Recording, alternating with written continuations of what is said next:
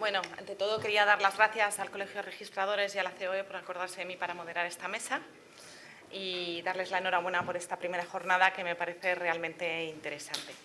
Yo soy abogada y soy árbitro y tengo que decir que el arbitraje últimamente ha crecido y va teniendo bastante auge. Y creo que sabemos todos cuáles son los motivos, y los motivos son unas características que tiene el arbitraje frente a la judicialidad, que es la profesionalidad, la confidencialidad y la celeridad. En el arbitraje, una de las grandes ventajas que tenemos es elegir precisamente a una persona que esté especializada y no que por turno de reparto le toque a un juez que esa materia se le atraviese un poco. Hay que decir en cuanto a la celeridad que llevo muchos años de ejercicio y he visto sentencias muy buenas. Los medios de los jueces no son los que tienen los despachos y los árbitros, y hay gente muy comprometida con su profesión, pero es verdad que el arbitraje tiene otras ventajas. Ventajas que asimismo se pueden decir de la mediación. La mediación también tiene una especialidad que no tiene la judicialidad, es más rápido y también es confidencial. E incluso podemos destacar que tiene alguna otra ventaja, que es que los ponentes la han destacado muy bien, y es que van más allá de lo que es el problema jurídico e intentan ver lo que es el problema de fondo. Entonces analizan el problema de fondo e intentas que las partes lleguen a comprender el porqué del problema y quieran alcanzar un acuerdo y admitan que muchas veces son entroncamientos que no deberían de tener. Eso lo hemos visto también desde un punto de vista profesional. ¿Cuántas veces en un procedimiento judicial le dices, pero ¿por qué no llegas a un acuerdo? Que no, pero si lo que me vas a pagar a mí y la incertidumbre te va a salir más caro que coger el acuerdo que te están ofreciendo. Y muchas veces se trata de hacer ver a la gente, darle su tiempo para pensar y tener paciencia. Y es verdad que cuando estás en un litigio, las emociones o lo que vemos también en el ámbito internacional, las distintas costumbres, el que muchas veces la gente no se interpreta correctamente y muchas cosas son malinterpretadas, y creo que ahí la labor de la mediación y de la conciliación es muy importante. Decir que esta primera jornada es un paso adelante, que creo que lo mismo que el arbitraje ha ido teniendo más auge, hay que hacer una labor, y la labor empieza porque todas las personas que tienen una función en la mediación, que sigan haciendo estas jornadas, tanto registradores como jueces, como abogados. Cuanto mejor se conozca, se trata de que la mediación tiene que ser conocida y tienen que conocerse bien, y eso se hace a través de jornadas como la que estamos asistiendo hoy y, como siempre se dice, de un buen trabajo. Bueno, sin más preámbulos, hemos visto que hemos estado hablando de la conciliación y la mediación en términos generales, y hemos ido viendo la ponencia anterior, la mediación en el ámbito mercantil. Ahora los ponentes que me ha tocado mediar y que tienen unos currículums excepcionales y una experiencia en mediación muy envidiable, nos van a hablar de la mediación y el derecho de la propiedad. Nos va a hablar, en primer lugar, Alicia Echevarría, que es registradora de propiedad desde el año 1993 y que actualmente es titular del registro de la propiedad número 2 de INCA. Luego nos va a hablar, no sé si muy bien pronunciado, Teofil Margelos. El currículum es impresionante, he extrapolado algunas de las cosas fundamentales y siento no decir todas. Teofil es desde 2013 presidente de la Sala de Recursos de la UIPO, que es la Oficina de Propiedad Intelectual de la Unión Europea, European Union Intellectual Property Office, lo que antes conocíamos como la OAMI. Con anterioridad ha sido presidente de la primera y tercera Sala de Recursos de la UIPO, ha sido también suplente de la Junta de Apelación de la EASA, European Authority in Aviation Safety, miembro del Comité Conjunto del Bienestar Social, abogado del Colegio de Abogados de Atenas, profesor adjunto de la Facultad de Derecho de la Universidad de Jules y, sobre todo, y por lo que aquí nos interesa, es mediador del CIAP, Charter Institute of Arbitration, y del CER, que es Center for Effective Dispute Resolution, y también del programa de mediación avanzada del Centro de Arbitraje y Mediación Helénica. Teofil nos va a hablar en concreto de la propiedad intelectual y nos va a hablar de la propiedad intelectual junto a su compañero, mejor dicho compañero, porque también trabaja en la UIPO y es presidente de la segunda Sala de Recursos desde el año 2017. Con anterioridad era Team Leader, Mediation, Program Manager and Knowledge, Information and Support, Board of Appeal y Legal Advisor at Operation Department, también en CDR. Sturman también es mediador del CIAR y mediador del CDR. Por último, nos va a hablar Juan Francisco Mejías Gómez y nos va a hablar de la derivación judicial. Un tema bastante interesante parece en principio la lejanía de la mediación y los juzgados. Y Juan Francisco es magistrado titular del Juzgado de Primera Instancia número 15 de Valencia y vicepresidente de GEM España. GEM es un grupo europeo de magistrados por la mediación y es una asociación europea que está abierta a la pacificación de conflictos cuya sección española se constituyó en el año 2007. Y bueno, sin más dilación, vamos a pasar con la primera ponente, que es Alicia, y que nos va a hablar de la propiedad inmobiliaria y derechos reales y la mediación. Hola, buenas tardes. Espero que no me falle la voz, que estoy un poquito acatarrada.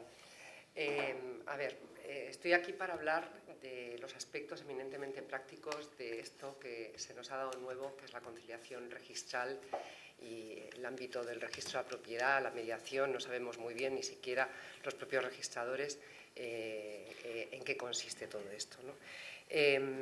Independientemente de que durante todo el día se han dado muchos puntos acerca de las características de la mediación y la conciliación registral, creo que tengo que hacer incidencia en algunos aspectos que son muy importantes para entender el desarrollo y cómo tenemos que desarrollar la función en nuestros registros y en nuestras oficinas. Efectivamente, hemos estado hablando durante todo el día que la Ley de Jurisdicción Voluntaria, la Ley 15/2015, introdujo en la Ley Hipotecaria el artículo 103 bis, que no es sino introducir la figura de la mediación en el ámbito registral, llamando la conciliación, como muy bien ha dicho antes José Ramón y Nazaret, quizá por tradición histórica, ¿no?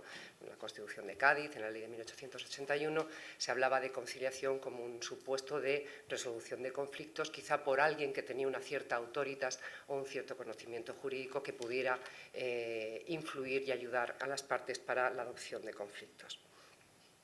Realmente, si nos ponemos a pensar, y lo digo para los propios registradores que hay en la sala, no nos tiene que resultar extraño esta nueva función que nos ha dado la legislación, porque, para empezar, siempre cuando estudiamos la oposición se nos ha considerado agentes de la seguridad jurídica preventiva, es decir, nuestra propia función de calificación y nuestros principios hipotecarios derivados de la inscripción al registro, el principio de legitimación, el principio de prioridad, el principio de fe pública registral, siempre se ha dicho que es un claro instrumento para evitar los contenciosos y los procedimientos judiciales posteriores en el ámbito del derecho privado, que es fundamentalmente el nuestro, ¿no? Pero es que luego también tenemos desde hace tiempo encomendadas funciones, como bien ha dicho José Ramón esta mañana, como son las del deber de asesoramiento a los particulares cuando vienen a nuestras oficinas por el 334 del reglamento hipotecario, o incluso las posibilidades de los dictámenes vinculantes o no del artículo 253.3. Vale, pues realmente si analizamos todo esto en concreto, es una evolución natural de estas funciones para atender a las necesidades de las sociedades actuales que nos rodean. Y aquí tengo que hacer una precisión. Es un hecho incontestable que las sociedades occidentales, entre ellas específicamente las sociedades que formamos parte de los Estados miembros de la Unión Europea, vivimos una excesiva judicialización. Es la cultura de que yo tengo un problema y tengo que acudir a un juez a que me lo resuelva. Y eso impide, evidentemente, el correcto funcionamiento de la justicia, porque los jueces no tienen tiempo para conocer en profundidad el problema y para entender los intereses de las partes, y por otra parte, cuando llega la solución, llega 3, 4, 5 años más tarde, y eso no llega a ningún lado. Eso ha hecho que desde la propia Unión Europea las directrices que se están promulgando desde hace años vienen en este sentido, y la Ley de Jurisdicción Voluntaria española, la Ley de Mediación, son claros ejemplos, incluso el proyecto de ley de apoyo a la mediación, son claros ejemplos de la continuidad de esas directrices de la Unión Europea. Pero es que además hay muchísimas veces en donde las propias contiendas, los propios conflictos que existen entre partes, en el ámbito civil específicamente, que es de lo que estoy hablando, en un alto porcentaje deberían y serían susceptibles de ser resueltas de forma voluntaria, es decir, no tener que acudir a que un tercero que no te conoce de nada, que no sabe cuáles son tus intereses y tal, te resuelva la papeleta y normalmente además no te lo resuelve bien porque no tiene en cuenta los conflictos internos o los conflictos que subyacen. Entonces, la Ley 15 nos incluye a los registradores como agentes de mediación, como agentes de conciliación. Bueno, realmente en nuestro propio ADN llevamos muchas funciones de mediación sin darnos cuenta. Por una parte, la neutralidad y la imparcialidad. Eso, vamos, lo tenemos aquí, en el sello del registro y en el sello de la cabeza. Nos viene determinado por el distrito hipotecario y por nuestra competencia territorial, que viene determinada por la legislación vigente, ¿no? Y, por supuesto, evidentemente, nuestra autoridad, somos funcionarios públicos con conocimiento técnico. Antes decía María Jesús que solamente la presencia de un mediador influía en el comportamiento de los demás. ¿Cuántas veces nos ha pasado en el registro que los propios abogados venís a nuestras oficinas con el cliente para que escuche de nuestra voz lo que vosotros estáis diciendo muchísimas veces, y es simplemente que se lo diga un tercero, ¿no? El conocimiento jurídico técnico que nos da la materia a la que se circunscribe la conciliación es indudable. Y aquí tengo que hacer una primera referencia al contenido concreto de la conciliación, sin perjuicio que luego veremos muchos más detalles. El artículo 103 bis de la ley hipotecaria se refiere a cualquier tipo de conflicto en el ámbito inmobiliario, urbanístico o mercantil, o cualquier acto o contrato o negocio jurídico susceptible de inscripción al registro. Esto abre un abanico inmenso de posibilidades, como veremos posteriormente. Por lo tanto, la conciliación no viene a ser sino un procedimiento, digamos, cualificado de mediación, participa de los principios generales de la mediación, es decir, cuando alguien entre en nuestro registro, se trata de que sean dos personas, dos partes en un conflicto, que deciden voluntariamente que quieren resolverlo de forma amistosa, acudiendo a la ayuda de un tercero que les va a intentar llegar a que ellos mismos lleguen a un acuerdo con conocimientos de carácter comunicativo y, por supuesto, de carácter técnico-jurídico. ¿Cuáles son las diferencias con un procedimiento de mediación normal y corriente? Bueno, pues por una parte el autoritas que hemos dicho antes, es decir, bueno, el solamente hecho de que estemos nosotros presentes, pues parece como que induce a las partes a comportarse de una manera determinada, con respeto, oyéndose y escuchando los intereses de los otros. Por otra parte, el registrador no solo puede, es que está obligado a dar asesoramiento jurídico a las partes, independientemente de que, por supuesto, en muchísimas ocasiones son los abogados los que van a acudir al procedimiento de conciliación cuando tengan un problema con un cliente que no quiere ver una solución o cuando se emperra en una solución que clarísimamente no va a terminar con un conflicto subyacente, pero el registrador está obligado a dar su asesoramiento e incluso su opinión o su propuesta de resolución, si es que así se solicitan las partes, que va a quedar reflejado, evidentemente, en el expediente de conciliación. Para ello, evidentemente, tiene que pedir la documentación y las pruebas que estime oportuno para formarse una opinión jurídica determinada. Y la otra gran diferencia es que el proceso va a terminar con que, si hay un acuerdo vinculante, ese acuerdo se va a reflejar en una certificación que es un documento público y que va a vincular a las partes con las características que conlleva el estar reflejado en un documento público, independientemente de que todo el procedimiento, ese expediente, va a quedar reflejado en certificaciones del registrador. Por tanto, pueden comprender con lo que acabo de decir que el artículo 103 nos da a todos los operadores jurídicos una oportunidad de oro para la resolución de conflictos de carácter civil, que es de lo que estoy hablando,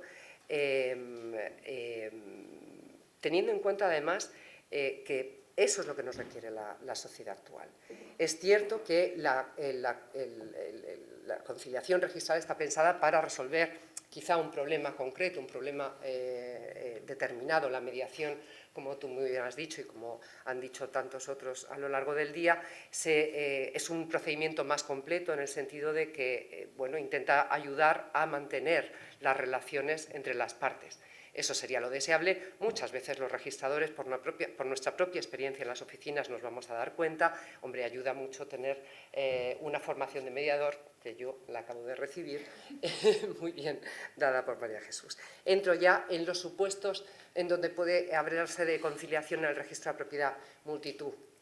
Hemos hablado de que el artículo 103, y así lo ha interpretado la Dirección General en resoluciones, por ejemplo, de julio del 2018, el artículo 103 distingue, no tiene que destinarse exclusivamente a un acto o negocio jurídico inscribible en el registro de propiedad. Puede terminar inscribiéndose o no, o provocando un acto susceptible o no de inscripción. Se trata de que nosotros podemos entrar en una conciliación cuando se trate de cualquier tipo de conflicto inmobiliario o urbanístico, mercantil, evidentemente, y siempre que no sean cuestiones que no puedan ser objeto de la mediación, ¿no? Vamos a empezar con los ejemplos, que nosotros los vemos en muchísimas ocasiones en nuestras oficinas y voy a poner ejemplos claros de estos supuestos. Problemas de partición de herencia. El 90% terminan en una inscripción al registro de la propiedad. Pero cuántos conflictos y cuántas situaciones hay relacionados y que subyacen en el éxito o no de una partición de herencia. Pues evidentemente que se pueden someter a la conciliación de un registrador. Cuando además aquí sí que es importante mantener las relaciones internas de las partes, que son relaciones familiares, ¿no? Comunidades de vecinos. Las famosas divisiones horizontales de las comunidades de propietarios. Esta mañana se hablaban de algunos casos. A mí, por ejemplo, el otro día me han planteado en el registro una cuestión que probablemente vaya a terminar en conciliación. Una comunidad de propietarios que en su título constitutivo tiene el subterráneo son garajes, quieren ampliar garajes porque las plazas no son suficientes. En principio beneficiaría a todos, pero hay 3 vecinos que se niegan porque sí. Y entonces me han pedido, por favor, a ver si puedo intervenir en conciliación para averiguar qué pasa y dar soluciones para que al final estos señores, como necesitan unanimidad porque es modificación del título constitutivo, se pueda producir este aumento. Utilización de terrazas, es uso privativo, es propiedad, un elemento procomunal, quién tiene que pagar según qué gastos, qué tipo de mayorías se pueden exigir para adopción de según qué acuerdos, ¿no? Y, bueno, todas estas materias son evidentemente objeto de conciliación registral. Relaciones de vecinos prediales. Yo soy registradora de pueblo.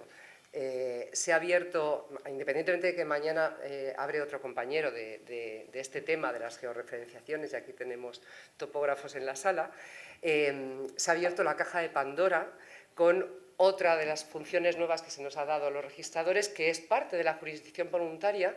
De hecho, esta es la Ley 13, la ley de la ubicación y la delimitación de fincas y la geolocalización de las fincas, como consecuencia del cual se da una presunción juris tantum de ubicación y delimitación de las fincas en el registro. Ha abierto la caja de Pandora, porque como nosotros, en un procedimiento que es muy similar al que podemos acudir, y luego hablaré para la conciliación, intervenimos haciendo las notificaciones a fincas colindantes, resulta que, por si tienen algo que decir, pues tienen cosas que decir, y se ha despertado ahí de todo. Entonces, muchos de esos casos terminan en una conciliación. Antes me comentaba un compañero que ha tenido en el registro un supuesto que empezó como un supuesto de geolocalización y georreferenciación de fincas normal y corriente, y aquello están todos los propietarios que no, que mi finca tiene que medir esto. Oiga, señor, que es que su finca medía 400 metros cuadrados en el registro porque alguien decidió que medía 400 y no mide 400, que mide 350, ¿no?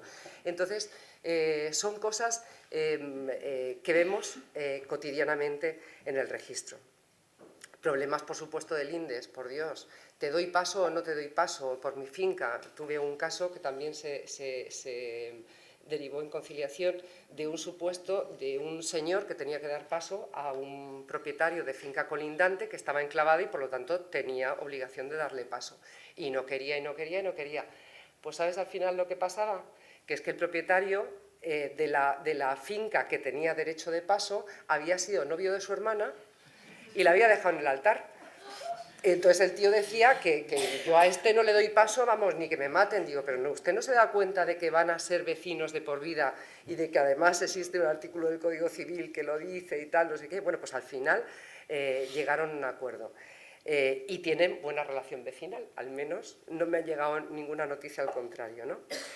Bueno, procedimientos urbanísticos, ya que la ley hace la distinción entre inmobiliario y urbanístico, cosa que a los registradores nos llama un poco la atención, pero bueno. Hombre, es verdad que la mediación y la conciliación, por tanto, con la administración de la administración está bastante limitada, ¿no? Pero sí que es cierto que podemos ayudar mucho en muchos conflictos que se producen en materias de procedimientos de reordenación de terrenos. Cuántos problemas se producen entre propietarios integrantes de juntas de compensación entre sí, también con el ayuntamiento. Mañana en el roleplay que haremos vamos a hacer referencia a un caso concreto de conciliación que hubo en registro sobre un procedimiento derivado de una junta de compensación mezclado con una cesión de suelo por obra futura que se incumplió por incumplimiento por parte del ayuntamiento. Es decir, me enrollo muchísimo, pero es que hay un montón de cosas.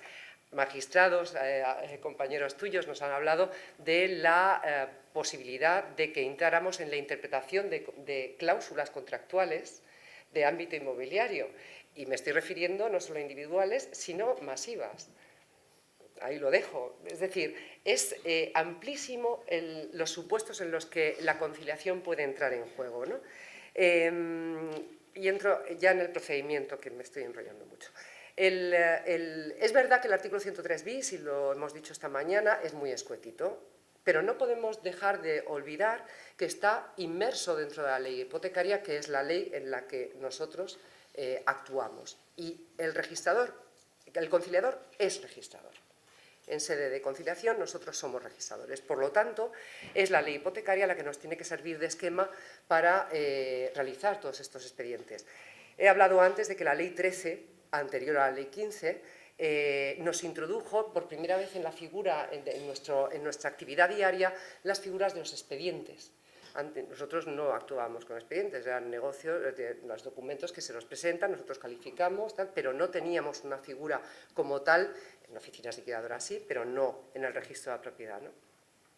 Bueno, pues es un corsé que nos sirve muy bien para los procedimientos de conciliación. El procedimiento de conciliación, si algo tiene de bueno, es que, y si se divulga y se utiliza como es debido, es un procedimiento ágil, rapidísimo, flexible y económico. Y por lo tanto, la iniciación de este procedimiento no puede ser de otra manera. Una simple instancia, firmada, legitimada a la firma ante el registrador, esa instancia se va a dar entrada en el libro de entrada, no en el diario, porque no sabemos si va a terminar provocando una inscripción, y se somete a la calificación del registrador en los términos que voy a decir ahora. La instancia, los requisitos, pues lo sabemos todos, ¿no? Identificación de las partes, las representantes, si es que hay representantes, la documentación correspondiente, domicilio para efectos de notificaciones, evidentemente una reseña del conflicto que existe, y bueno, es deseable que si hay una propuesta de resolución de conflicto se dé, y por supuesto también una propuesta de plazo para la resolución del expediente. Esta instancia, que puede ir firmada por una o por las dos partes, hay veces que se llevan tan mal que ni siquiera quieren ni verse, como digo, una vez que entra en el registro es objeto de calificación por el registrador. ¿Y qué va a calificar? Pues para empezar su competencia territorial. No solo por el distrito hipotecario, sino también por una cosa muy importante: nosotros somos funcionarios públicos. Esta función nos es obligatoria porque se nos ha determinado dentro de nuestras funciones en la ley hipotecaria, pero evidentemente pueden existir causas de inhibición. ¿Por qué? Porque comprometan nuestra imparcialidad, nuestra neutralidad, con lo cual, igual que en cualquiera de nuestras funciones, nos podemos y debemos inhibirnos, ¿no? Evidentemente todos los requisitos formales del documento, y luego en la competencia objetiva, que exista conflicto, como se ha dicho a lo largo de hoy, y que esté circunscrito a la actividad inmobiliaria o urbanística. Una vez que el registrador, si decide que no da entrada, es objeto de recurso ordinario ante la Dirección General o entre los juzgados, como cualquier calificación. De hecho, ya hay pronunciamientos de la Dirección General contra negativas de registradores a conocer de una conciliación. Y si se estima la conciliación, el registrador aquí ya empieza a ser útil. ¿Por qué? Porque si la otra parte no quiere verse con la otra parte, ya el requerimiento o el emplazamiento para la primera sesión informativa la va a hacer el propio registrador. En esa sesión informativa, si comparecen las partes, que, insisto, pueden estar conjuntas o separadas, el registrador actúa ya con los principios de la mediación. Es decir, tiene que informar que esto se trata de un procedimiento voluntario, es decir, por tanto, en cualquier momento lo pueden dejar, si así lo estiman oportuno, que son ellos los que van a llegar al acuerdo, que nosotros somos absolutamente neutrales e imparciales, siendo nuestro deber dar asesoramiento a todas las partes, pero no vamos a tomar una decisión por ellos. Si nos lo solicitan, sí podemos dar una opinión que va a quedar reflejada en el expediente, al cual ya se le habrá dado un número porque ya ha dado lugar a la conciliación, y el coste, que es sometido al arancel ordinario de los registradores, ¿no? A partir de aquí, si se estima oportuno por las dos partes, se produce el procedimiento de conciliación. Insisto mucho en la posibilidad de que pueda haber reuniones conjuntas y separadas, porque en la opinión fundada de mediadores expertos son muchísimo más prácticas las reuniones separadas, porque ahí realmente las partes te cuentan lo que realmente importa, ¿no? Y al final, bueno, pues si llegan al acuerdo, el acuerdo se refleja por el registrador en una certificación de la cual, por el principio de confidencialidad, que es otro de los principios fundamentales que el registrador debe informar a las partes en esa sesión informativa, solamente se podrán dar certificaciones a las partes que lo hayan solicitado, que son las partes en conflicto, judicialmente muy escasas ocasiones si hubiera algún procedimiento penal derivado de ese asunto, ¿no? Por lo tanto, al final se trata de que las partes resuelvan ellos mismos su problema con la ayuda del registrador y quedando reflejado ese acuerdo vinculante en un documento público que es la certificación registral. Ya voy a terminar porque creo que me he pasado de tiempo. Es simplemente hacer un llamamiento una vez más a lo que todos los compañeros durante el día han ido haciendo referencia. Esto va a tener éxito dependiendo de dos cosas. Por una parte, el grado de compromiso que tengan los agentes jurídicos, abogados, empresarios, para hacer ver a sus clientes que muchas veces el contencioso no es la mejor solución y que probablemente se emperran en alguna cuestión cuando de una forma voluntaria y con un poquito de buena voluntad se puede llegar a un acuerdo mayor. Y por otra parte, la capacidad que tengamos para divulgar todos, ahí nos incluimos nosotros también como parte de la sociedad, divulgar en la sociedad este pensamiento, que no tiene que terminar todo en una judicialización de los conflictos. Muchas gracias. Muchas gracias.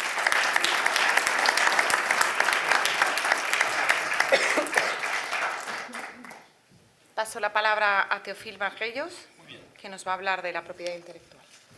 Muchas gracias. Ante todo, agradecer la invitación y felicitar al Colegio de Registradores por organizar esta jornada.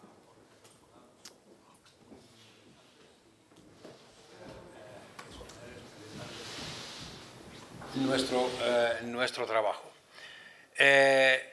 Nuestra presentación tendrá dos partes. La primera parte os daré yo una información sobre lo que hace la EUIPO, el tipo de disputas que tenemos que estamos llamados a resolver.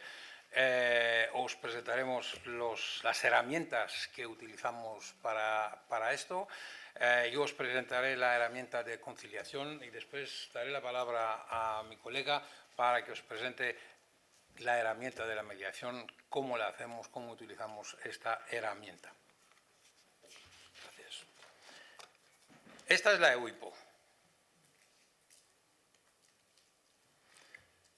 Esta es la EUIPO en Alicante, un sitio maravilloso, una ciudad encantadora, al lado del mar. Unos de vosotros conocen muy bien Alicante y la oficina. ¿Y qué es la tarea de la oficina? La oficina es, su tarea fundamental es registrar, es un registro de marcas y diseños al nivel europeo.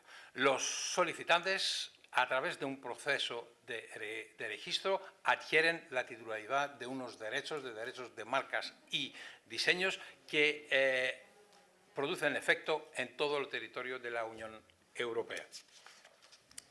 Aquí,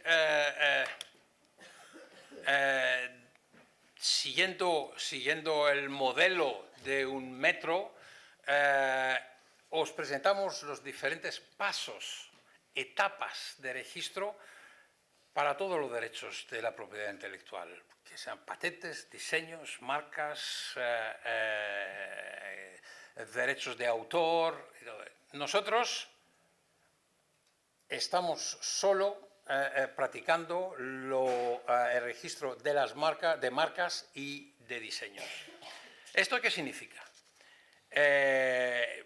Aquí tenéis una sencilla presentación de los diferentes pasos, etapas de registro de marcas y diseños en nuestra oficina, la recepción de solicitud, un periodo de examen diferente en materia de diseños, diferente en materia de marcas, el periodo de oposición y de registro.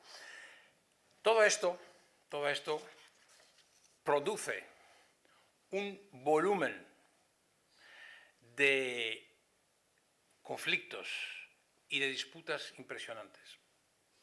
Tienen que tener en cuenta, y aquí lo ven en las estadísticas, que recibimos cada año un volumen que va incrementando de solicitudes, que más de 150.000 solicitudes al año. Este año, el año pasado, hemos recibido más de 100.060 solicitudes de marcas y más de 111 solicitudes de diseños.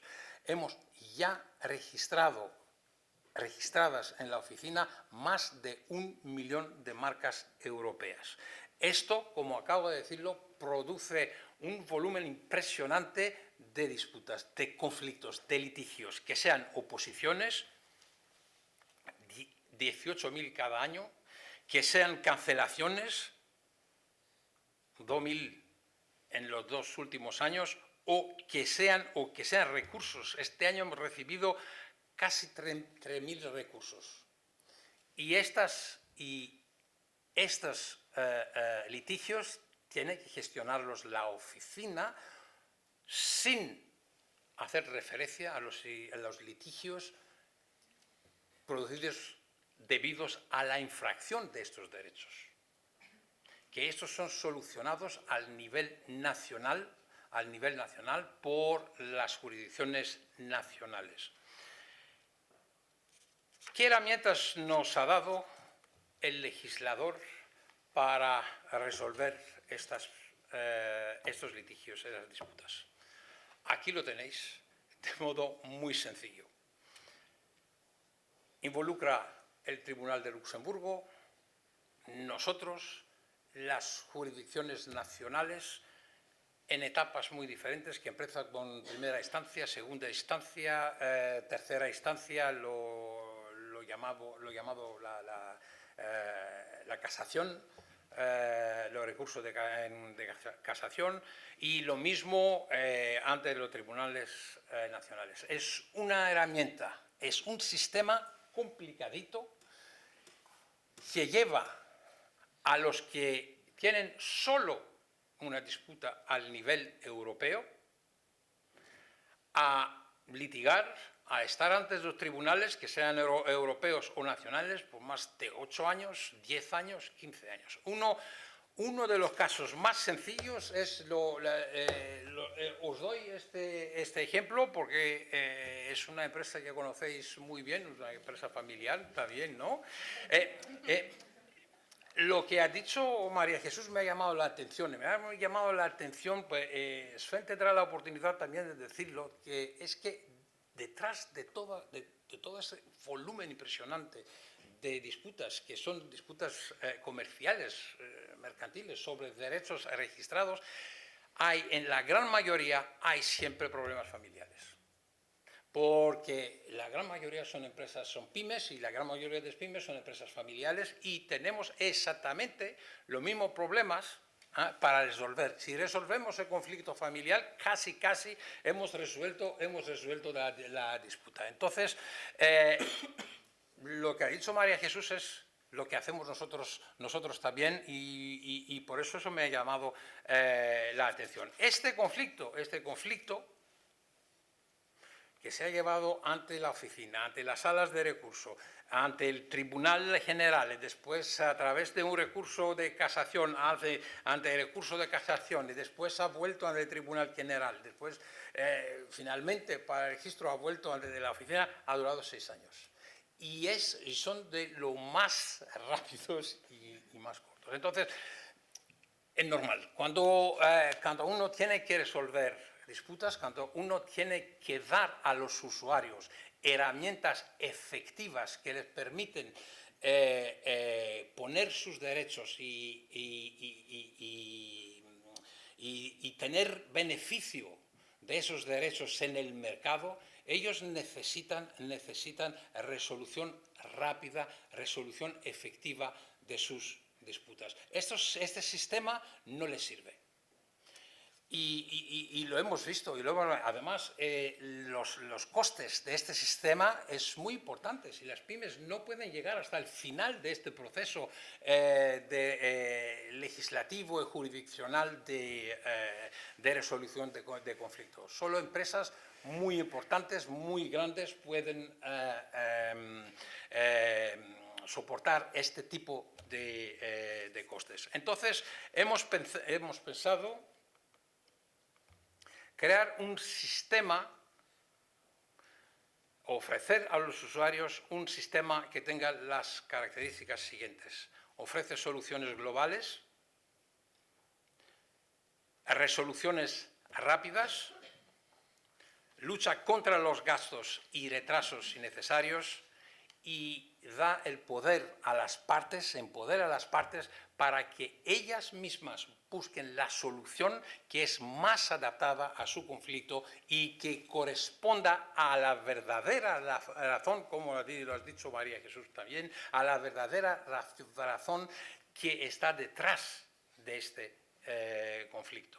Entonces, pensando en estos fundamentales principios, hemos organizado un sistema que nos permite ofrecer a las partes unas herramientas que ellos pueden utilizarlas para tener una resolución mucho más rápida y con menos gastos sus disputas. ¿Cómo hemos podido hacer esto? Hemos podido hacer esto porque, primero, por lo que se refiere a la conciliación, nuestro reglamento mismo, nuestra legislación nos permite invitar a las partes a una conciliación que sea en procedimiento de oposición, de caducidad, de nulidad o de recurso. Y también, después la reforma legislativa, la legislación nos permite a la oficina de establecer un centro de mediación para mediar conflictos relativos a marcas y diseños al nivel europeo y al nivel nacional también.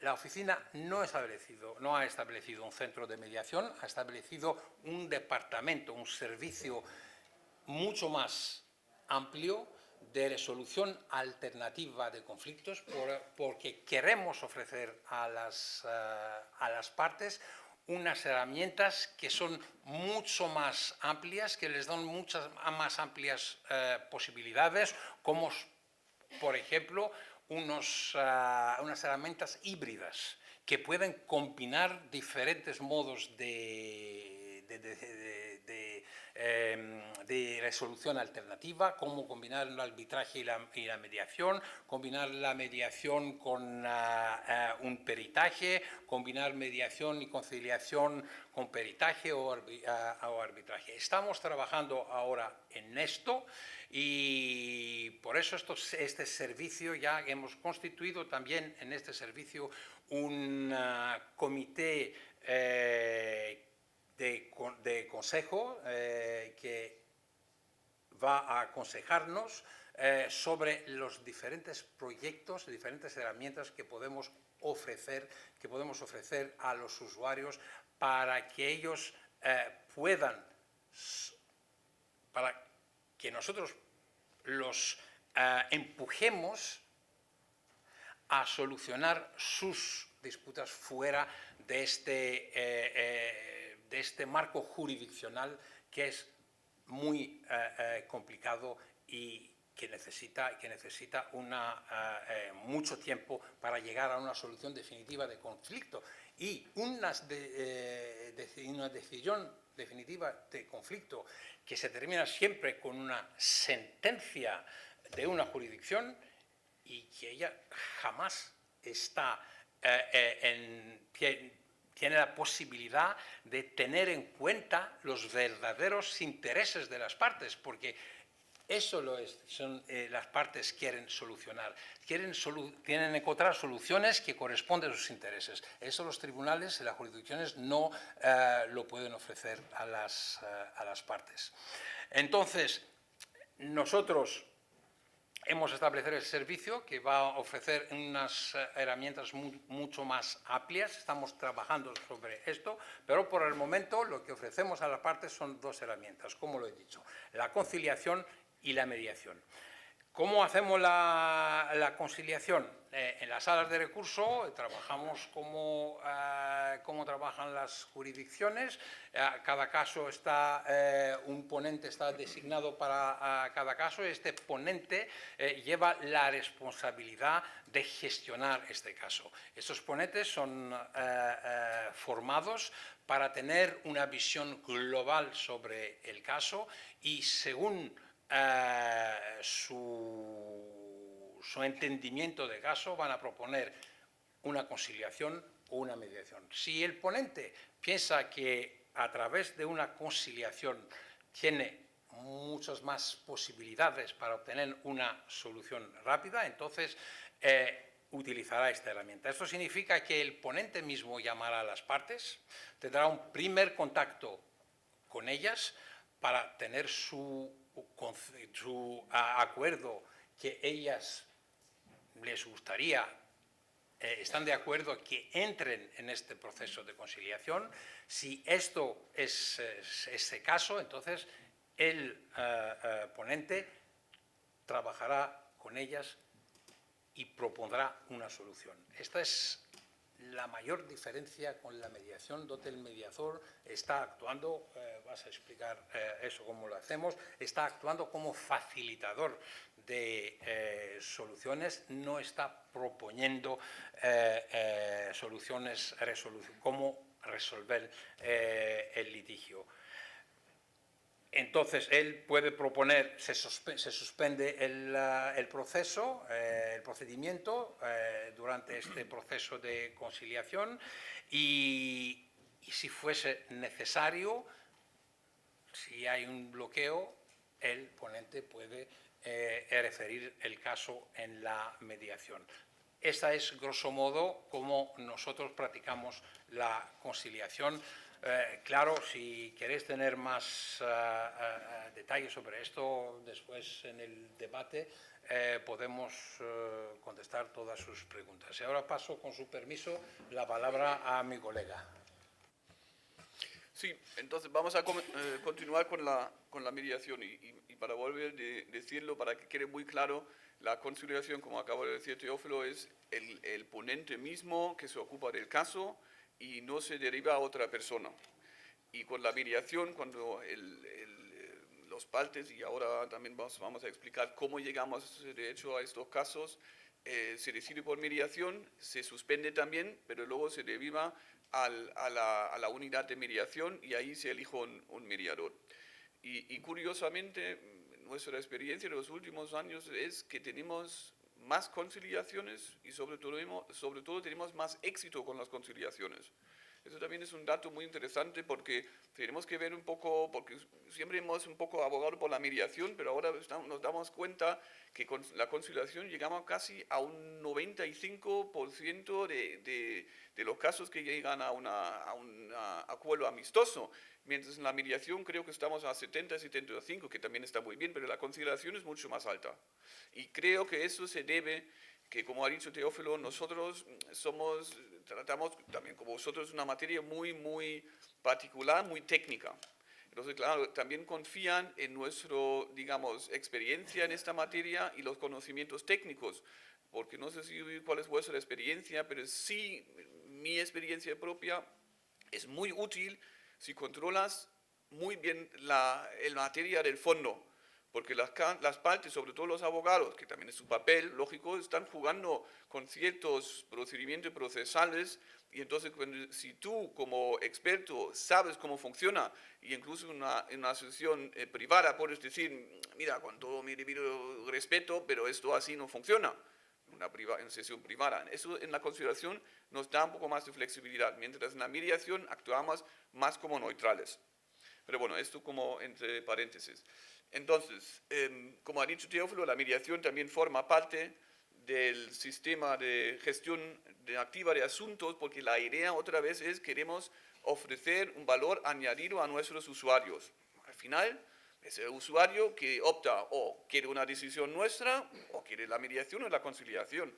Pero nosotros entendemos por una administración europea moderna que tenemos que poner al servicio de la ciudadanía y los usuarios todas las posibles herramientas. Y esa es también la razón que ha dicho Teófilo, que vamos a mirar en lo que podemos ofrecer además de la conciliación y de la mediación. Pues las características creo que no hace falta de hablar mucho porque casi todos creo que somos aquí mediadores. Muy importante la autonomía de las partes porque nosotros pensamos que los que más conocen el conflicto son las partes mismas y ellos deberían tener la autonomía de influenciar en la solución del conflicto. Porque cuántas veces, yo recuerdo cuando empecé a trabajar como abogado, tuvo clientes que aunque ganaban el juicio, al final no los veían nada contentos. Y le dijo, pero ¿por qué usted no está contento? El juez acaba de dictar sentencia dándole 20.000 euros. Dice que sí, es verdad, pero he pedido a un cliente muy importante que me ha dado mucho trabajo durante los últimos 10 años. Entonces, claro, esto con la mediación se soluciona mucho mejor. Porque con el juez dicta sentencia de una situación muy específica, mientras la mediación abre mucho más posibilidades y mucho más creatividad. Luego la flexibilidad, también no hace falta explicarlo, pero para nosotros es importante porque sí que hay situaciones donde una de las partes decide incluir algo en el conflicto a un momento más tarde que en el procedimiento judicial no sería posible, pero en la mediación sí. La neutralidad, imparcialidad del mediador también está claro. Nosotros hemos puesto mucho énfasis en este tema porque los usuarios, las asociaciones de usuarios de marcas estaban muy preocupados porque querían estar seguros que el mediador de nuestra oficina, porque los mediadores son nuestros, no trabajamos con mediadores externos como la OMPI. Nosotros trabajamos con nuestros mediadores, es personal de la oficina. Y sobre todo personal de la sala de recursos. Entonces, para los usuarios, para aceptar este concepto de mediación, es muy importante que ellos saben que el mediador es neutral y imparcial. Entonces, hemos establecido unas reglas que podéis encontrar en nuestra página web, también en español, para asegurar y reforzar esta neutralidad y imparcialidad del mediador. Y esto va a la vez con el tema, con la confidencialidad, pero no sé cuál es vuestra experiencia. Yo con la confidencialidad me he relajado mucho. Al principio, cuando empecé hace 20 años con la mediación, estaba pensando, madre mía, no digas nada que luego dicen que es confidencial. Casi todos te vienen en las sesiones privadas y dicen, usted, esto es muy confidencial. Y luego pienso, pero esto lo he leído en el expediente y el expediente no es nada confidencial. Entonces, por una parte, desde luego hay que tener mucho cuidado. También hay que relajarse y también a un cierto momento hay que decir a la otra parte, vamos a ver, si aquí todo es confidencial, pues no vamos a llegar muy lejos, pero algo tenemos que revelar a la otra parte. Puede ser a un momento más tarde, puede ser de manera más generalizada, pero no podemos mantener todo confidencial porque si no, no llegamos a nada. Entonces, la confidencial es un tema que creo que se merecería una conferencia en sí. Luego, también muy importante para nosotros, en nuestro entorno, es la mediación y también la conciliación es sin límite en cuanto al alcance de la mediación. Esto quiere decir, como ha dicho Teófilo antes, que tenemos no solo el derecho, la propiedad intelectual digamos, no solo marcas y diseño, tenemos patente, tenemos derecho de autor y muchos otros. Y lo que vemos en los conflictos típicos que se plantean en nuestra oficina, en la sala de recursos, es que de hecho las partes no solo tienen el conflicto uno en este específico ante la sala de recursos, sino a la vez tienen un conflicto sobre el dominio, el derecho de autor, el diseño, la patente. Y no lo tienen solo en nuestra oficina, la tienen pendiente en la oficina española, en la oficina alemana. Incluso hemos tenido casos que tenían el mismo conflicto entre las mismas partes en la oficina mexicana, en la oficina china. Entonces, lo que nosotros ofrecemos a las partes es, vosotros decidís qué es el alcance de la mediación, pero por parte nuestra no hay ninguna inconveniencia de incluir todos los conflictos, como lo llamamos, conflictos paralelos, que sean siempre entre las mismas empresas.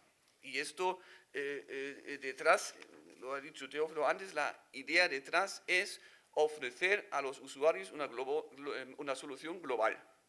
Porque nosotros pensamos que poco sirve, a no ser que las partes lo quieren, y lo hemos tenido también, pero que no sirve mucho si ellos acuerdan de una solución que se refiere a una parte muy pequeña, pero luego sigue el conflicto en otras áreas. Repito, si es lo que las partes quieren, lo hacemos, pero por lo menos dejamos muy claro nuestra disponibilidad de también incluir todo otro tipo de conflictos paralelos. La base para nosotros, todo lo que estamos haciendo, es también la directiva de la mediación. No es aplicada directamente a las oficinas como la nuestra, porque se dedica o se dirigirá a los Estados miembros de la Unión Europea, pero nosotros hemos cogido el espíritu, ¿vale? Y de ahí también está claro que la mediación no puede aplicarse a los derechos y obligaciones que las partes no sean libres de decidir por sí mismas en virtud de la legislación aplicable pertinente. Esto quiere decir, en el tema de marcas, nosotros solo podemos mediar en conflictos interpartes, porque como somos una oficina de registro, tenemos dos procedimientos. Uno es el registro de la marca, es decir, nosotros como sala de recursos, los examinadores, decidimos ex officio si se puede registrar una marca, si esta marca es distintiva, como lo llamamos, o no. Es decir, tenemos ahí el usuario que quiere una marca y nosotros defendiendo el interés público. Estos conflictos, desde luego, no son aptos para la mediación. Lo que sí es apto para la mediación son todos los demás conflictos que llamamos conflictos interpartes, ¿vale? Sobre todo, por ejemplo, en conflictos de oposición, cancelación e invalidez. Sobre todo cuando se ve que hay una complejidad de leyes, hechos relacionados y que pueden derivar en procedimientos muy largos, como el caso, por ejemplo, de Corte Inglés, English Cat, pero hemos tenido procedimientos hasta 15, incluso 18 años. Y sobre todo, para nosotros, la complejidad es que siempre tratamos con 28 jurisdicciones. ¿Vale? No solo es una jurisdicción, es 28. Así se potencia el conflicto y se complica mucho. Y para los abogados es muy difícil prevenir y decir realmente cuál va a ser el resultado de su caso en cada Estado miembro, porque eso depende de la traducción de los jueces y puede tardar un año, puede tardar hasta 10 años.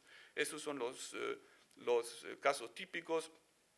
También los pasos paralelos, lo he mencionado ya, o también creemos que es muy conveniente la mediación cuando realmente las partes han llegado a un punto muerto en las negociaciones, porque eso siempre dicen los abogados que no es así, pero nuestra experiencia dice que sí que es así, porque cuanto más se han negociado, mejor para nosotros, porque las partes así están preparados y ahora entra un neutral, el mediador, y puede de hecho ayudarles de alejarse de sus posiciones legales y buscar soluciones comerciales y de interés mutuo.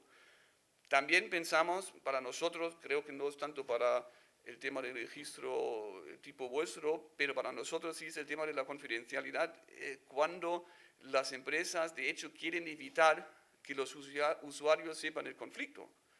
Llamaron, es que en inglés se llama shitstorm, que en los social media, medios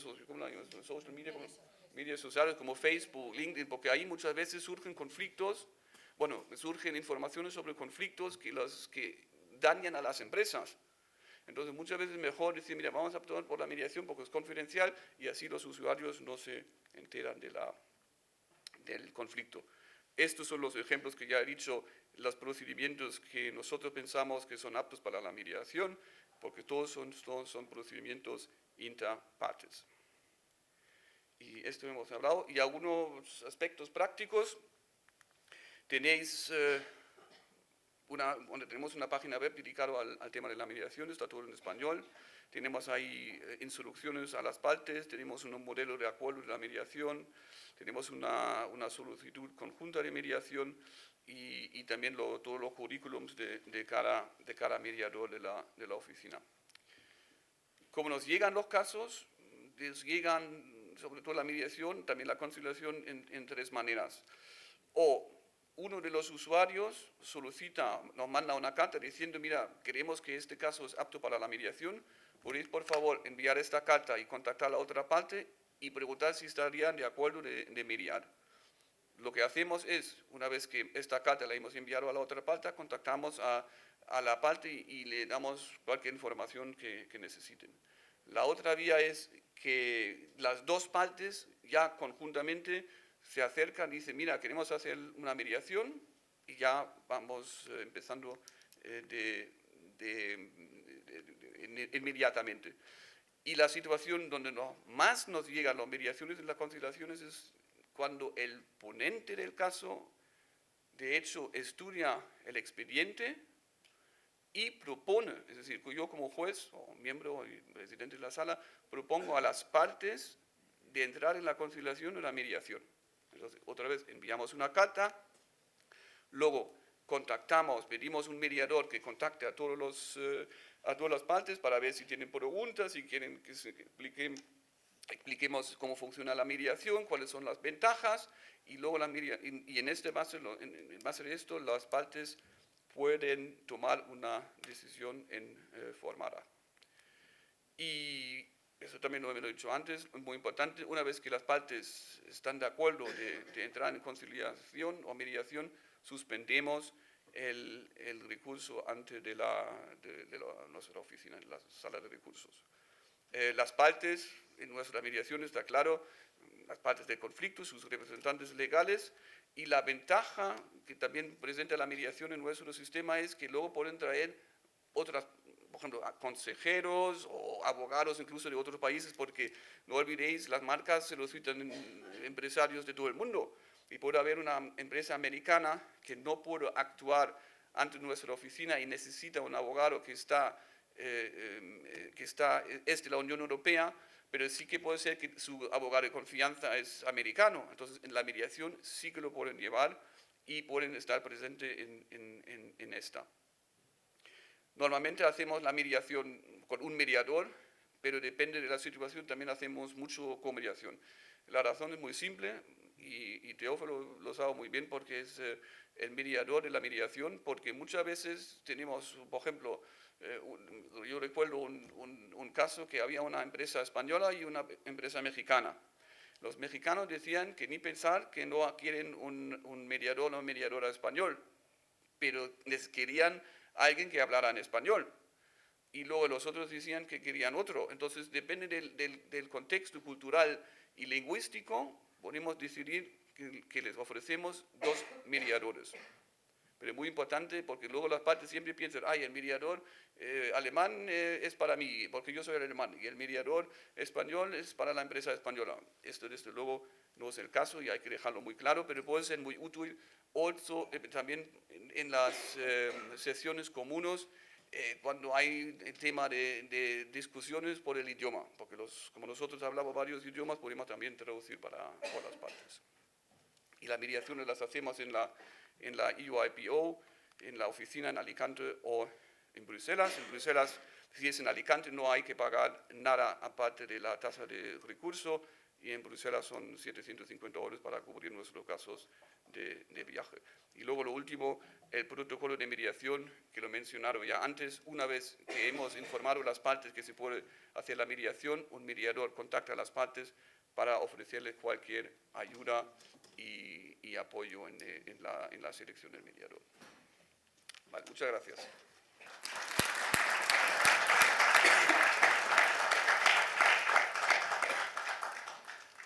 Por último, paso la palabra al magistrado Juan Francisco Mejías, que nos va a hablar de la derivación judicial. Bueno, muchas gracias. Hola, buenas tardes, muchas gracias. En primer lugar, no voy a utilizar Power. Agradecer a José Ramón Martín Marco la invitación, al Colegio de Registradores, a la COE por la invitación y a todos ustedes por estar aquí. Me hago cargo de la hora y de que ustedes han estado esta mañana y esta tarde aquí, escuchando a personas muy interesantes, contándoles cosas también muy interesantes. Pero solo me interesa contarles 4 cosas para que se queden con 4 ideas que son las que quiero contar. Sobre todo para deshacer algunos falsos paradigmas. Voy a empezar con la idea que ha iniciado nuestra moderadora, Ana, diciendo cómo es posible que un magistrado hable de la mediación y hable bien, porque yo he venido aquí para hablar bien de la mediación. Ese es un falso paradigma. Vamos a ver, la vía judicial no es contraria a la mediación, ni es lo contrario a la mediación. Entre otras cosas, porque lo que hacemos los jueces, o deberíamos hacer, no es juzgar, es hacer tutela judicial efectiva, que es algo más amplio que juzgar. Es decir, hay muchos asuntos que se resuelven juzgando y otros que no se resuelven juzgando. Ambos forman parte de la tutela judicial efectiva y uno no está enfrentado al otro. Por eso es perfectamente compatible que un magistrado defienda el uso de la mediación como un buen sistema de solución de los conflictos. Porque lo primero que hay que hacer es diagnosticar el conflicto, como ha dicho Chusa bien antes, y como Sven ha comentado también anteriormente en la tipología de los conflictos, a veces parece que el conflicto es una cosa y no lo es. Pues lo primero que habría que diferenciar es entre el litigio y el conflicto. El litigio es la parte del conflicto que se lleva al tribunal, pero no tiene por qué ser todo el conflicto. El ejemplo que ha puesto Chusa, que yo lo pongo muchas veces, me gusta tanto que lo repito muchas veces, pero es que no encuentro otro mejor. Todos los conflictos no son igual que todas las enfermedades no son igual y no se curan con el mismo tratamiento, hay que elegir. Y yo siempre digo que la medicina y el derecho se parecen porque la medicina trata de preservar la salud física y psíquica de las personas y el derecho trata de preservar la salud física y psíquica de las sociedades. Por la misma razón que cuando vamos al médico lo primero que hace es diagnosticar qué enfermedad tenemos para luego aplicar un tratamiento, en el derecho habría que hacer lo mismo, porque es absurdo frente a situaciones conflictuales distintas aplicar siempre el mismo tratamiento, porque eso no será lo adecuado. Es como si cuando fuéramos al médico nos diera, sea cual fuese la enfermedad, el mismo medicamento o el mismo tratamiento médico. Por tanto, lo primero que hay que hacer es ver qué conflicto tenemos delante para decidir cuál es la mejor vía de solución.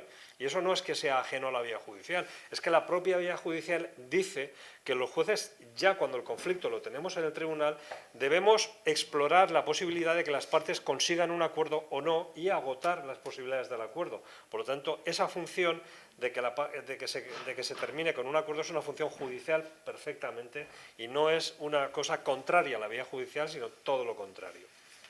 El litigio, pues, muchas veces es la parte del iceberg que asoma y el conflicto es mucho más, es lo que no se ve, lo que está por bajo de las aguas. Y sin embargo, las personas piensan que el conflicto y el litigio es la misma cosa. Eso no es así. Conflicto y litigio es la misma cosa si salimos a la calle y nos atropella un coche cuando ese señor no lo hemos visto nunca. Entonces, el litigio, el conflicto que tenemos con ese señor es la misma cosa.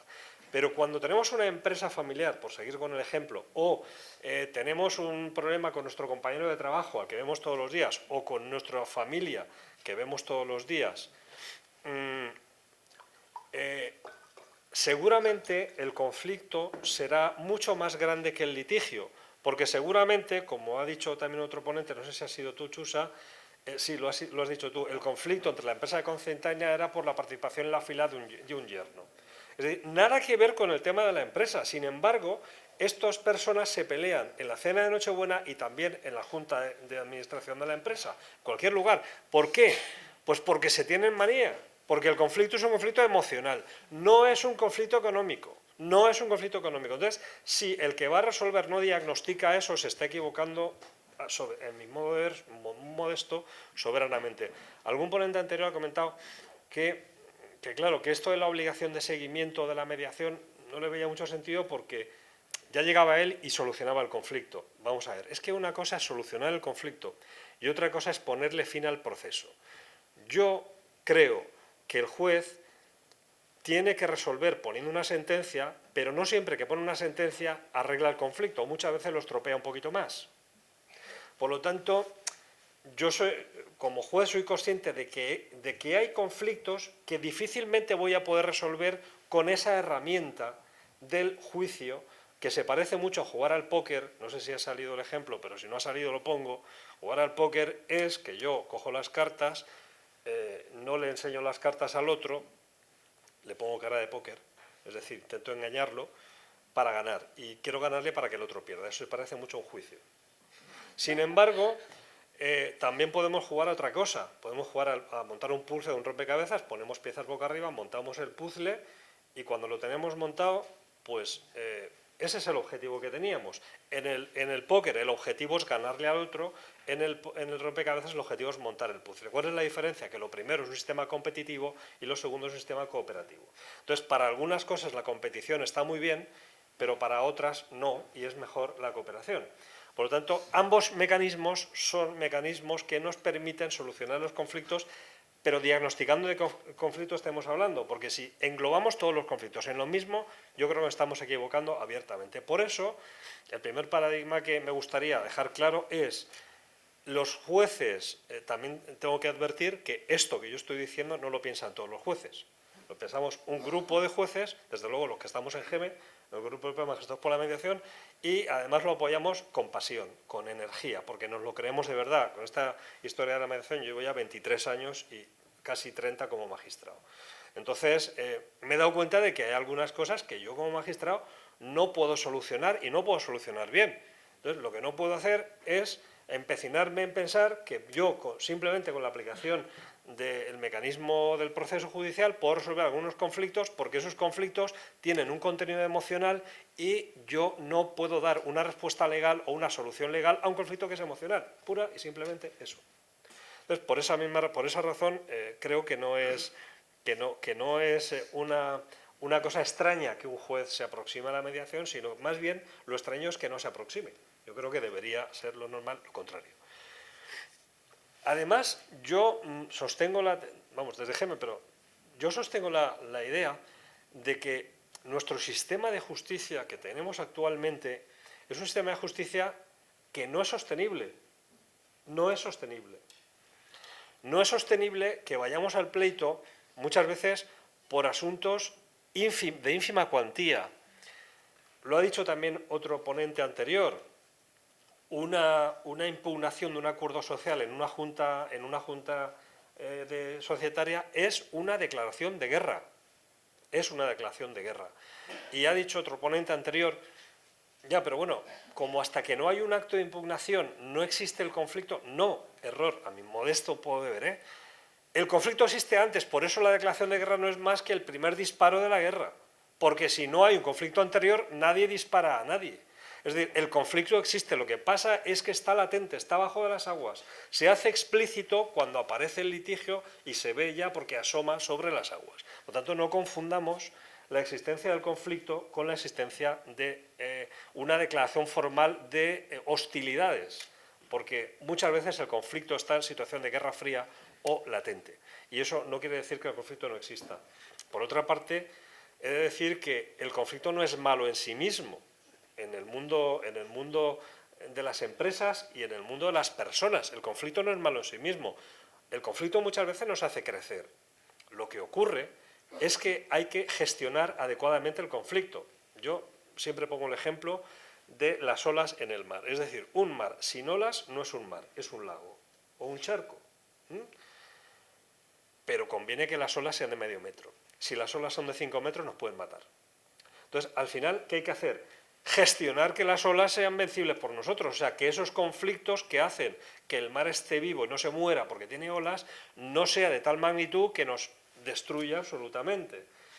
Por la razón de que cuando tenemos un fuego, cosa que es absolutamente necesaria, pues ante un fuego podemos echar gasolina y quemaremos todo este precioso edificio o echar espuma y lo haremos reducir. Entonces, si yo pienso como juez, no pasa nada, ahora llego yo y resuelvo el conflicto y ya me olvido, no hace falta comisión de seguimiento, me olvido. No, entonces lo que está haciendo es generar más conflictos, con su decisión que pone fin al proceso, pero que no ha resuelto para nada el conflicto. Es mi modesta opinión. A la que he llegado después de muchos tiempos y de ver muchos asuntos. Yo derivo bastantes asuntos a mediación. Yo no hago la mediación. Yo derivo a mediación. Precisamente porque no me debo enterar y porque la ley no me permite que yo sea mediador, permite que yo utilice el recurso de la mediación, pero no que sea mediador. ¿Por qué? Pues porque si yo fuera mediador tendría prejuicios. Si yo hiciera la mediación y me entero de lo que cede uno, de lo que cede otro, quién es el bueno y quién es el malo, y no llegan a un acuerdo y vamos a la sala de vistas, antes de que le sienten las partes y digan nada, yo ya sé quién es el bueno y quién es el malo. Como decía un magistrado de la Audiencia Provincial de Valencia en los años 40, en una situación muy real, esto no es un chiste, era un magistrado ya muy mayor, en los años 40, imagínense, que estaba todo el mundo sentado, todos los letrados, todo, y faltaba que entrase la persona que iba a ser juzgada, y con voz muy grave le decía al agente judicial, que pase el condenado. Y ya el letrado defensor ponía una cara diciendo esto, vamos a tenerlo mal. Entonces, si yo he hecho la mediación, cuando se sientan, tengo prejuicios, es decir, juicios previos. Es decir, no puedo juzgar. ¿Esto significa que los jueces no pueden hacer mediación? No, no significa eso. Seguramente, yo no voy a hacer el ejemplo porque no les quiero cansar, pero si yo les hubiera preguntado, ¿ustedes creen que los jueces pueden hacer mediación? No sé lo que me habrían contestado ustedes, pero casi todo lo que me habrían contestado no sería correcto, perdonen, no sería correcto. ¿Por qué? Porque algunos me habrían dicho sí y otros me habrían dicho no. Y la respuesta correcta no debería ser ni sí ni no, sino ¿qué jueces y dónde? ¿Qué jueces y dónde? Porque en España no, la respuesta sería no, pero en Bélgica, por ejemplo, la respuesta sería sí, porque en Bélgica los jueces, por ejemplo, de la Corte de Apelación de Bruselas, que es como la audiencia provincial aquí, las audiencias provinciales, sí pueden hacer mediación porque se lo permite su ley orgánica, pero no de su asunto, sino del asunto de la sala de al lado. Pero yo he preguntado, ¿los jueces pueden hacer mediación? Y ustedes en su cabeza han completado la respuesta. El problema es que no sabemos escuchar. Escuchamos lo que queremos y lo que no escuchamos lo completamos nosotros mismos con lo que nosotros consideramos y por eso incurrimos en un montón de falsos paradigmas. Aparte, escuchamos para contestar y no para entender. Eso hace que cuando estamos en un debate, eso pasa desde luego siempre, en un juicio muchísimo más. En un juicio un abogado habla y el otro le está escuchando no para entenderle, sino para rebatir todo lo que está diciendo y para convencer al juez de que lo que dice él es más verdad que lo que dice el otro. Pero es que eso también pasa en un proceso de mediación. En un proceso de mediación o en un diálogo normal, las partes hablan cuando tienen un conflicto. Otra cosa es cuando hablan si no tienen un conflicto. Si no tienen un conflicto, entonces sí que escuchamos. Que alguien nos dice, vamos a ver esta tarde un partido de fútbol, entonces estamos escuchando eso y no estamos poniéndonos a la defensiva de nada. Pero si tenemos un conflicto con esa persona y nos sentamos a hablar, seguramente porque no hemos aprendido otra cosa. Una de las cosas que defiendo es que debería haber una asignatura que se llamase aprender a escuchar bien. Aprender a escuchar bien. Porque no escuchamos bien. Escuchamos bien. Entonces, eso ayudaría mucho, porque si entramos a un proceso de mediación o de acuerdo y vamos vestidos de samurái y llenos de ametralladoras y bombas de mano y de todo tipo, pues, hombre, a ver, ayudar a la negociación no ayuda mucho eso, ¿no? Es decir, no es muy tal. Entonces, mi experiencia como juez es que en asuntos, por ejemplo, de empresa familiar, y sin citar ningún nombre, he tenido muchos, y muchos los he derivado a mediación. Lo he hecho de las formas más diversas, a veces por escrito, a veces de forma oral, en la propia audiencia previa. Pero una forma que es muy contundente, lo decía también mi compañera registradora cuando hablaba de la importancia de que el registrador impulse la mediación, o también Sven y Teo cuando hablaban de que los jueces del Tribunal de Recurso de la UIPO pues pueden intervenir en eso. Los jueces también podemos hacer mucho porque la mediación sea utilizada por las partes. Y no hace falta que obliguemos a que las partes vayan a mediación. Yo soy mucho más partidario de seducir que de obligar. Es decir, es mucho mejor convencer a las partes que vayan que obligarles a que vayan. ¿Y cómo lo he hecho a veces? Pues esto lo he hecho simplemente en la audiencia previa, con cámaras y grabando. O sea, esto no lo hago nunca reunido en mi despacho con un abogado frente a otro, pues eso puede dar lugar a suspicacias. No, me reúno en la sala de vistas y grabándose, y les digo a las partes algo que a lo mejor no esperan escuchar, y muchas veces la sorpresa va bien. Cuando alguien escucha algo que no espera escuchar, suele tener un efecto bastante contundente. Porque la gente, como escucha para contestar, eso no lo tenía previsto, no estaba en la hoja de ruta. Entonces se queda un poquito desarbolado, y si uno es un poco ágil y rápido, pues puede darse cuenta de esa situación. Entonces, en conflictos de empresa familiar que he tenido, por ejemplo, entre hermanos o primos que tenían una misma empresa y que venían a liquidar la empresa al juzgado, pues les he dicho, me he dado cuenta que ustedes tienen un litigio que no es su conflicto. Cuando les voy explicando esto, me doy cuenta que esto los letrados no se lo han dicho por la cara de asombro que me ponen las partes. Lo bueno que tienen las vistas orales es que uno le ve la cara a la gente. Puede interpretar su lenguaje no verbal. El lenguaje no verbal es importante. Entonces, ¿cómo sabemos que tienen un conflicto emocional? Pues porque si vienen a dividir una sociedad o vienen a liquidar una comunidad de bienes, ya sé yo que se llevan mal. ¿Por qué sé que se llevan mal? Porque si se llevaran bien irían al notario y luego al registrador. Y luego irían a comer. Si van al tribunal es que se llevan mal. Es decir, si uno sube al ring es que quiere boxear. Si uno va a ver un partido de fútbol es que quiere jugar al fútbol. Nadie va a jugar al fútbol cuando realmente lo que quiere es jugar al baloncesto. O sea, no. Entonces, solo por el lugar que escogen, el terreno que escogen para dirimir su disputa, se sabe si eso es solo un litigio o además es un conflicto, pudiendo tener otra alternativa mucho más lógica. Pero es que además, yo me fijo cómo se sientan. Uno se sienta, se pone al final de la sala y el otro en la otra punta. Y por supuesto ni se miran. Y si se miran, no se miran muy bien. Y fluye una energía muy negativa en el ambiente. Eso se nota porque yo, que debo ser muy sensible a esto, la electricidad estática lo noto. O sea, se me ponen los pelos de punta. Entonces, noto que alguien está, o los dos. Eso es lo que se llama un conflicto, de relación. Los conflictos pueden ser o de comunicación, yo hablo y no me escuchan porque estoy apagado fuera de cobertura, o tengo un conflicto de relación. Me pasó una vez, hace mucho tiempo, cuando yo era juez de familia, con una pareja a la que estaba divorciando. Y le pregunto a uno de los... Era el marido, pero podía haber sido la mujer perfectamente. O sea, que esto lo cuento porque fue así, pero podría ser al revés. Le pregunté al marido, oiga, ¿usted qué problema tiene con su mujer? Y me dice, ninguno. Digo, entonces, ¿por qué viene a divorciarse? Y dice, pues mire usted, yo con mi mujer no tengo ningún problema. Mi mujer es el problema. Es decir, era una persona que cuando se reunía con su mujer, para lo que fuera, le subía la tensión, ponía a sudar, es decir, es que no podía soportarla.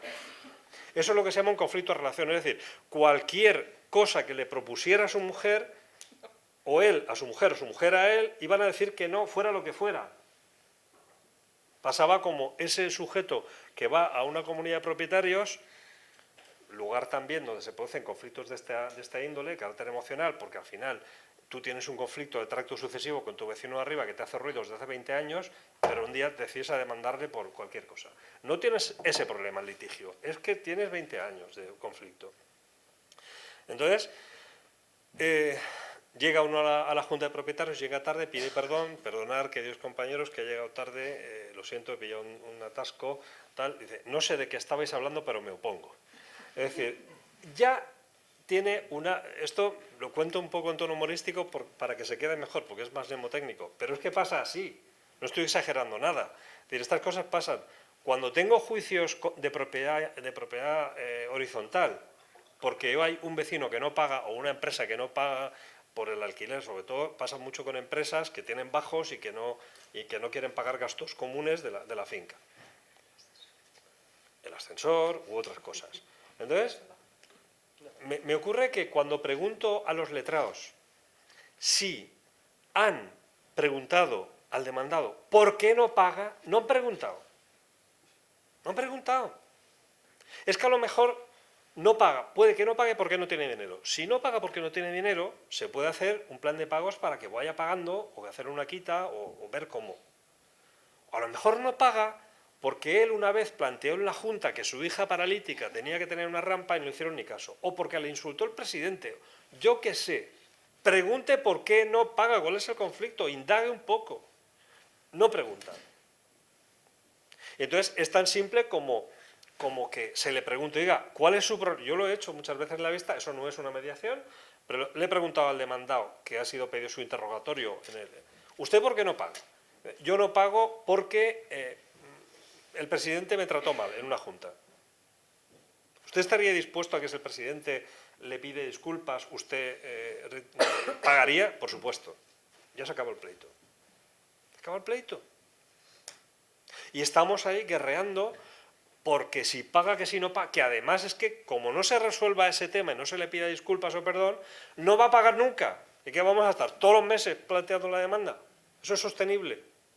Por eso, eso no es un sistema sostenible de justicia. El sistema sostenible de justicia es el que va un poco más allá. Nos ponemos el traje neopreno, buceamos un poquito en los conflictos que vemos que son conflicto iceberg, porque el litigio es una cosa, el conflicto es otra, lo olemos enseguida, tampoco... es decir, esto se detecta. E intentamos atajar el tema para eso. Muchas veces con la mediación se piensa que lo que se intenta es conseguir un acuerdo. Si yo hiciera por ejemplo, hiciéramos un ejercicio práctico y preguntáramos, empezando por ahí, ¿usted para qué piensa que es la mediación? Estoy seguro que un porcentaje elevado me dirían, para llegar a un acuerdo. No es correcta la respuesta. ¿No es correcta la respuesta? Muchas veces, depende del tipo de conflicto, muchas veces lo importante no es el acuerdo, sino el cambio de actitud de las partes. El cambio de actitud de las partes que da lugar al conflicto. Les pongo un ejemplo. ¿Y eso de qué depende? Del tipo de conflicto. Del tipo de conflicto. En un conflicto, por ejemplo, mercantil, de empresas, que tiene exclusivamente contenido económico, lo único importante es el acuerdo. Uno no quiere perderlo como cliente, el otro no quiere tener una pérdida económica y pueden conseguir un acuerdo perfecto. Muy bien.